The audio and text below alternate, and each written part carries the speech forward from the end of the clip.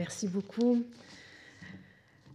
Je remercie Pierre-Michel Menger de cette invitation qui me fait un immense plaisir, moi aussi, de présenter des recherches face à une salle pleine. C'est vraiment un immense plaisir de renouer ainsi avec une pratique qui nous importe tant dans notre métier d'enseignant-chercheur. Alors ma communication portera sur les relations dynamiques entre galeristes, artistes et d'autres acteurs privés et publics qu'on va voir apparaître aussi, qui tous interviennent dans la construction de la valeur des œuvres. Je voudrais montrer concrètement, très concrètement, vous allez voir, comment cette valeur artistique des œuvres est co-construite par une pluralité d'acteurs aux rôles distincts qui agissent ou qui plutôt interagissent et forment une chaîne de coopération non dépourvue de tension, visant à l'accumulation d'indices de qualité d'une part et d'autre part en symétrie en quelque sorte à la réduction maximale des incertitudes sur la valeur qui sont inhérentes au statut de l'œuvre d'art, a fortiori des œuvres récentes. Mon travail est celui d'une historienne qui, pour étudier des comportements et pour étudier la nature des interactions qui les caractérisent, explore les archives, les croise et tente de les faire parler de manière à donner à ces comportements une variété de caractérisation et de signification. Je dialogue évidemment avec les historiens d'art, les économistes, mais aussi et peut-être surtout avec les sociologues. Et je voudrais dire ici tout ce que mon travail doit, moi aussi, à celui de Raymonde Moulin, qui la première a posé en sociologue des questions que je me suis reposées quelques décennies plus tard lorsque j'ai choisi de consacrer mon doctorat aux galeries d'art parisiennes après la Seconde Guerre mondiale. Dans Le marché de la peinture en France, son premier opus, elle a des formules assez percutantes qui peuvent d'ailleurs se lire et se relire un temps dans l'écriture de Raymonde Moulin. Le second degré, les significations implicites sont assez intéressantes. J'en retiendrai une qui me semble tout à fait caractéristique aussi. Le marché des tableaux est le lieu de cette secrète alchimie qui opère la transmutation d'un bien de culture en marchandise. De la part d'une sociologue de l'art, c'est assez cocasse, je trouve, comme définition, et en même temps, ça va nous dire beaucoup de choses. Alors, cette alchimie, Raymonde Moulin l'a observée chez Daniel Cordier, notamment, qui a été l'un de ses informateurs, l'un de ses contacts pour réaliser ce qu'on appellerait aujourd'hui son terrain dans le monde des marchands d'art parisiens. Et c'est justement sur Daniel Cordier que j'ai choisi de faire porter ma communication. Daniel Cordier est un acteur très singulier de ce monde professionnel des marchands d'art parisiens. On pourrait le qualifier de franc-tireur. Ça ferait référence également à ses activités de résistant pendant la guerre. Mais en même temps, donc, une singularité et un comportement qui semble tout à fait à même d'ouvrir avec une grande richesse des perspectives sur cette question de la co-construction de la valeur artistique. Daniel Cordier est né en 1920.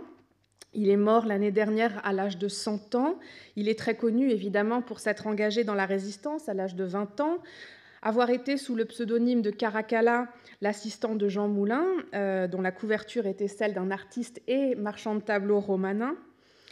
Cordier a écrit des milliers de pages sur cette expérience, sur sa découverte de l'art à la Libération, et un petit peu moins de pages, mais beaucoup de choses sont à paraître, sur sa volonté de devenir artiste juste après la Libération, le fait qu'il ait appris la peinture en s'inscrivant à l'atelier de la Grande Chaumière, le fait qu'il ait exposé des œuvres d'art dans une galerie de l'époque tenue par Suzanne de Coninck en 1955, mais surtout qu'il ait fréquenté assidûment certains artistes et qu'il ait commencé à acheter des œuvres pour lui-même. Sa première toile, il l'achète en 1946. Elle est exposée au Salon des Réalités Nouvelles et elle est signée Jean Devanne. Et il achète aussi pour les autres. Il commence assez tôt à se mêler de marché de l'art, même s'il ne reconnaît que à contre-cœur, en faisant du courtage, ce qui est assez courant pour débuter lorsqu'on est un aspirant marchand au début des années 50. Daniel Cordier anime successivement 2 galeries à son nom à Paris entre 1956 et 1964. Il s'occupe en outre de 2 autres galeries à l'étranger, en Allemagne à partir de 1958 et à New York à partir de 1960. Son profil est celui d'un marchand ambitieux, déterminé, assez détesté d'ailleurs de ses collègues, ce qui est usuel dans ce milieu ultra concurrentiel et individualiste. Suite à la crise économique de 1962 et dans le contexte explosif de la victoire de Rauschenberg à la Biennale de Venise en 1964, Cordier ferme sa galerie parisienne avec une dernière exposition retentissante, 8 ans d'agitation. Vous voyez ici la vitrine de la galerie à cette occasion. Ces 8 années, elles sont donc au cœur de mes réflexions aujourd'hui.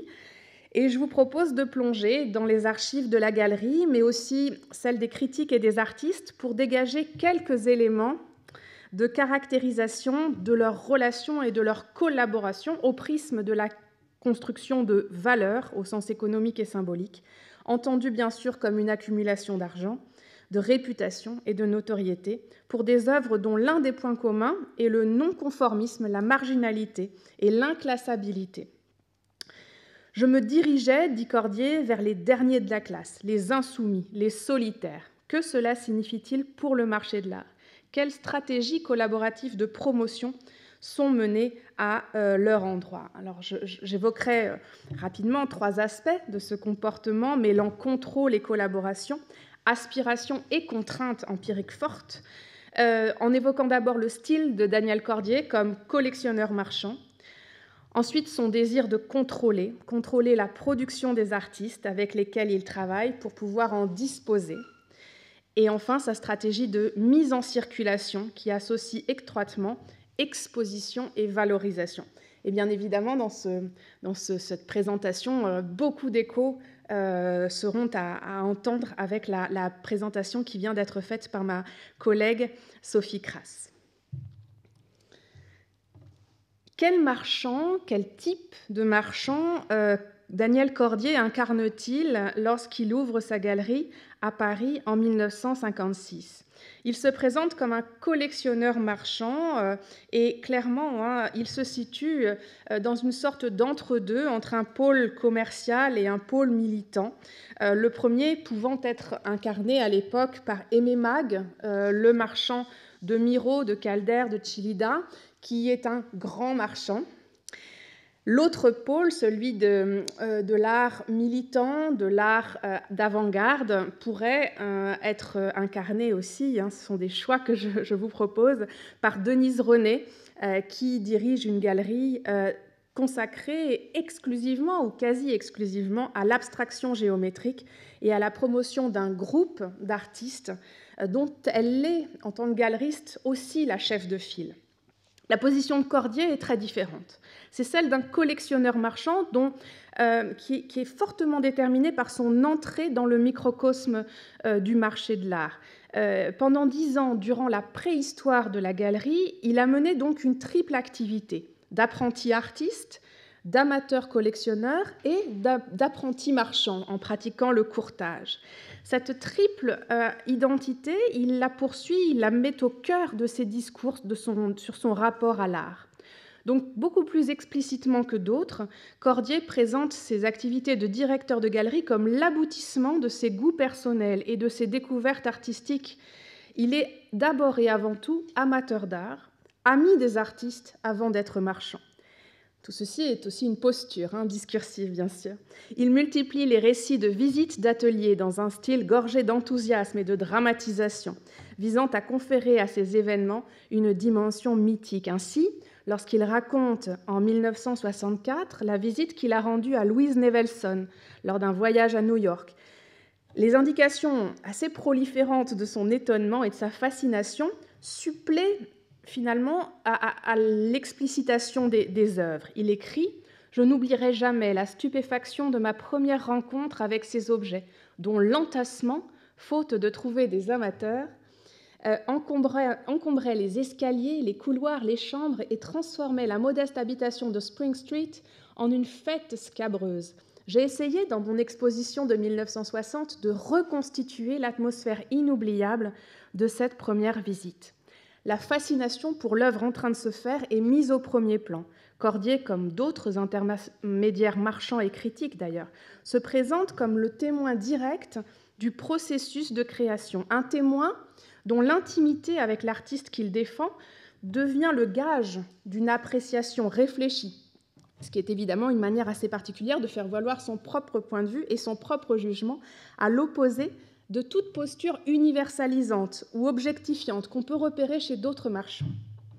Cela a une conséquence directe sur les relations entre artistes et marchands. Ce sont des relations toujours bilatérales, le point commun entre tous étant l'intérêt singulier que Cordier, amateur, leur porte. Cela constitue d'ailleurs la meilleure définition de l'écurie, une expression, un terme qui est systématiquement utilisé pour parler des artistes qui exposent dans la galerie Cordier. C'est son écurie, cette métaphore hippique est d'autant plus utilisée à cette époque que les individus concernés ne forment justement pas une communauté homogène du point de vue esthétique. La galerie devient le point de ralliement, et comme il s'agit d'une galerie de collectionneurs affirmant la primauté de son goût esthétique, c'est finalement Cordier le point de ralliement, l'élément de cohésion. La constitution de son écurie rend compte de l'évolution de son goût, de ses intérêts et de son désir de montrer les œuvres. Ce qui n'exclut pas tout de même l'importance de certains intermédiaires qui sont eux aussi des découvreurs de talent et qui font découvrir donc à l'amateur Cordier des artistes qu'il ne connaît pas encore. Un exemple parmi beaucoup d'autres, Édouard Jaguer, qui joue ce rôle d'entremetteur entre plusieurs artistes qui lui sont proches et le marchand Daniel Cordier. Jaguer est un poète, un dessinateur surréaliste, membre très actif du groupe La Main à Plume sous l'Occupation, et surtout un homme de revue. Il est devenu en 1948 le rédacteur français de la revue de Cobra, du groupe Cobra.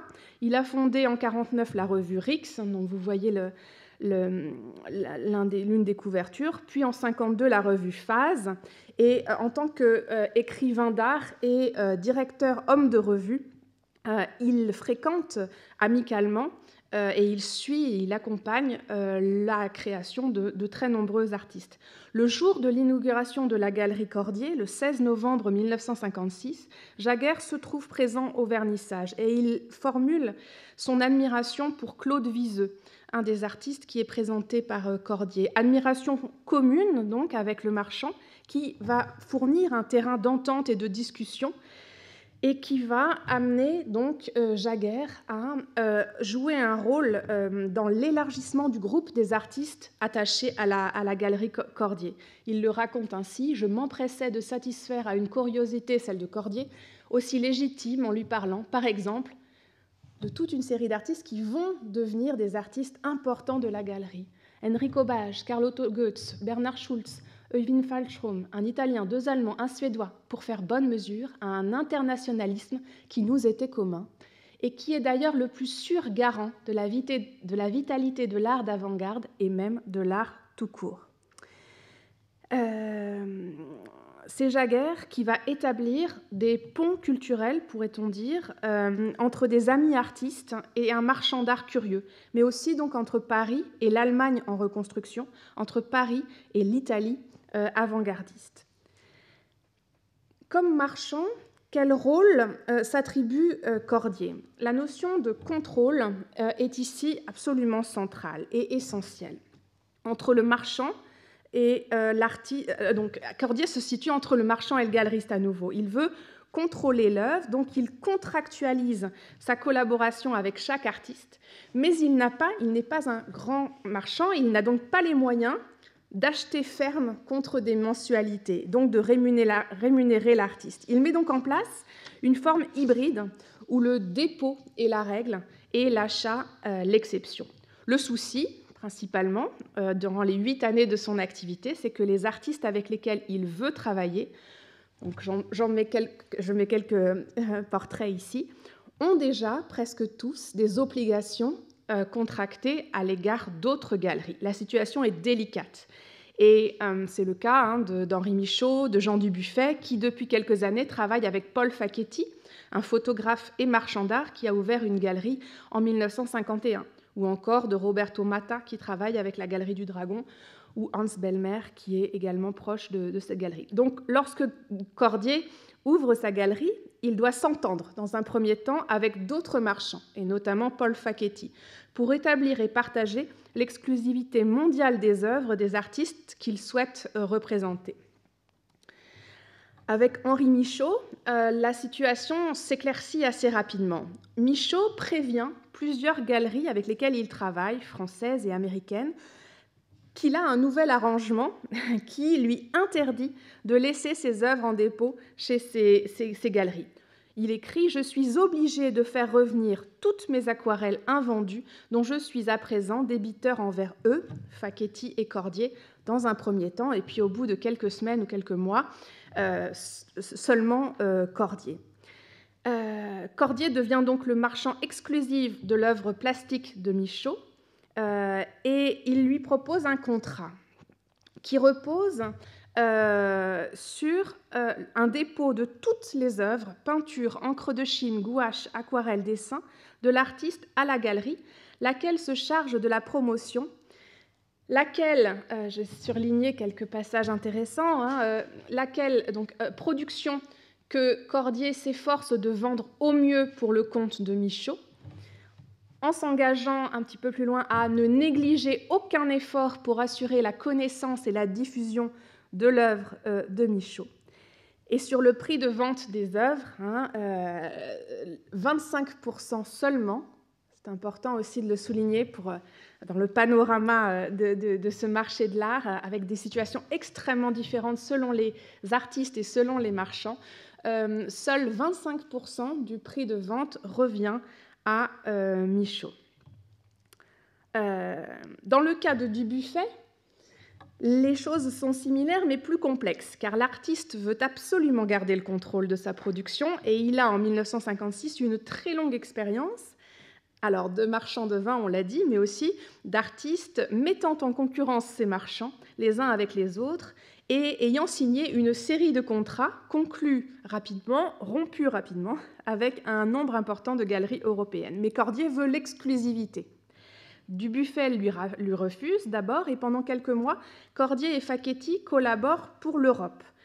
Puis, Cordier obtient l'exclusivité de la vente des tableaux de Dubuffet en France et en Allemagne. À partir de 1958, Dubuffet devient le pilier de la galerie Cordier, qui est en pleine ascension, elle aussi, et l'ascension commune de la galerie et de l'artiste au plan international est tout à fait évidente. La galerie Cordier qui ouvre d'ailleurs sa succursale allemande avec la présentation de la série L'Aube der Erde en décembre 1958, attaquant le marché germanique encore très peu ouvert à l'œuvre de Dubuffet. En 1960, Cordier inaugure sa galerie new-yorkaise avec également une exposition des dessins de l'artiste, prenant alors la relève de Pierre Matisse dans la commercialisation des œuvres de Dubuffet aux États-Unis, puisque l'artiste a rompu avec Matisse parce que ce dernier, selon Dubuffet, ne cherchait pas suffisamment à vendre les œuvres, mais au contraire les conservait, les stockait dans un lieu, dans un entrepôt. Cordier et Dubuffet sont sur la même longueur d'onde. Ils entendent privilégier la commercialisation plutôt que l'institutionnalisation. C'est un point commun qui explique beaucoup de leur entente. Dans cette perspective, la réussite est complète. À la fin des années 50, le prix des toiles de Dubuffet a atteint des sommets et la demande est si forte que les toiles récentes sont vendues avant même que soit inaugurée l'exposition. Avec d'autres artistes, les liens sont plus informels, plus intimes, plus chaleureux. C'est ainsi que Roberto Matta et Daniel Cordier sont amis. Ils passent une partie de leurs vacances ensemble, ils s'écrivent des cartes postales et ils ont une proximité amicale, des affinités personnelles extrêmement importantes. Aussi, la relation que le marchand développe avec cet artiste est-elle légèrement différente de celle qu'il a pu développer avec Michaud et Dubuffet. Néanmoins, la stratégie mise en place par Cordier est identique. Il fait en sorte que Mata résilie ses engagements envers ses autres marchands et que lui puisse, avec une série de contrats, s'assurer le contrôle de l'œuvre récente mais aussi ancienne de cet artiste comme de tous les artistes qu'il entend défendre. Aussi, donc, sans pour autant être en mesure de leur proposer un vrai contrat, un contrat classique des très grandes galeries, par lequel les mensualités versées aux artistes sont non seulement des avances sur vente, mais des fractions d'un achat ferme de leurs œuvres engageant un transfert de propriété. Donc, sans être capable de faire ça, Cordier cherche tout de même à obtenir une forme d'exclusivité, en faisant le vide commercial autour des artistes, en leur proposant une série de mensualités qui sont des avances sur les ventes à venir. On trouve cette logique avec la plupart des artistes qui vont être exposés par Daniel Cordier. Certains refusent ou sont réticents par rapport à cette position du marchand. Et c'est notamment le cas d'Hans Bellmer, dont la correspondance avec Cordier montre une série de tensions, de frictions, de conflits qui sont assez intéressantes, puisqu'elles reposent sur le cadre contractuel de leur relation, mais aussi la question de leur territoire d'expertise réciproque. L'artiste Bellmer n'est sous contrat avec aucune galerie, mais il se sent tout de même une légère obligation avec un marchand de Chicago où il vend ses poupées. Cordier lui demande de se dégager de toute obligation et de commencer une collaboration avec donc, sa galerie, ce qui prend effet en 1960. À cette occasion apparaît déjà une caractéristique récurrente de leur relation. Bellmer a beaucoup de difficultés à se plier aux demandes pressantes de Cordier. Cordier qui veut des œuvres plus nombreuses, des œuvres d'un format plus grand, des œuvres jamais vues et surtout des œuvres à vendre. Enthousiasmé par les 2 tableaux présentés dans cette première exposition collective de l'été 60, Cordier écrit en juillet à Bellmer: « J'aimerais bien que vous me disiez comment marche votre travail et combien de temps vous estimez qu'il vous faudra pour faire, sans bousculade, les 40 tableaux nécessaires à une exposition de vous qui sera complétée par une quarantaine de dessins et de gouaches. » Bellmer répond en manifestant de l'intérêt et surtout de la prudence. Jamais il ne sera capable de produire 40 tableaux. Tout au plus 20. Mais le reste de l'exposition, propose-t-il, pourra être composé de dessins, car, explique-t-il, j'ai doublé le format de mes dessins et en plus, j'essaye de m'habituer à cette craie noire qui tient mieux le mur. Bellmer poursuit alors toutes ses explorations graphiques du désir dans des dessins, des gravures où le corps est toujours plus désarticulé. L'exposition envisagée par Cordier en juillet 60 n'aura lieu que 3 ans plus tard. Ici apparaît, me semble-t-il, cette question délicate de l'intervention du marchand dans la création. Elle est indirecte, mais tout de même, dans les archives, et notamment dans les correspondances entre Daniel Cordier et ses artistes, on voit l'apparition de demandes, d'inflexions, d'effets retours de la demande marchande sur la création des œuvres. C'est absolument évident. Cette intervention du marchand, elle est encore plus forte, bien sûr, lors de la sortie de l'œuvre de l'atelier, quand il s'agit de lui donner un titre. Certains y résistent. Quand il s'agit de lui donner un prix, de l'accrocher, de la montrer. Autrement dit, les enjeux de sa mise en exposition, quand on réfléchit aux dynamiques de collaboration entre artistes et galeristes, sont absolument cruciaux. La conséquence, néanmoins, de la stratégie de contractualisation de Cordier est qu'il dispose d'un stock d'œuvres qu'il peut montrer s'il le veut, quand il le veut et où il le veut. Aussi prépare-t-il des expositions avec soin dans lesquelles, justement, l'intervention des artistes va se faire avec des degrés divers. Dans le cas de Bellmer, Hans Bellmer pose comme condition nécessaire à la réalisation finale de son exposition la capacité pour lui de décider de la scénographie, de l'accrochage. Donc il fait partie de ces artistes qui souhaitent garder la main sur la mise en exposition de son œuvre. Il imagine toute une série de dispositifs, pour reprendre l'expression qu'il emploie. Il a conscience aussi de l'opportunité que représente cette exposition personnelle, mais il écrit à Cordier: nous n'avons pas reparlé de la nécessité d'exposer des choses qui n'intéressent guère la vente, mais qui seront indispensables pour donner au public une image de l'ensemble de mes activités. Gravures et litho et 3 ou 4 tableaux empruntés à des collectionneurs, cela sera aussi important que la présentation poupée. Là apparaissent les limites de la collaboration.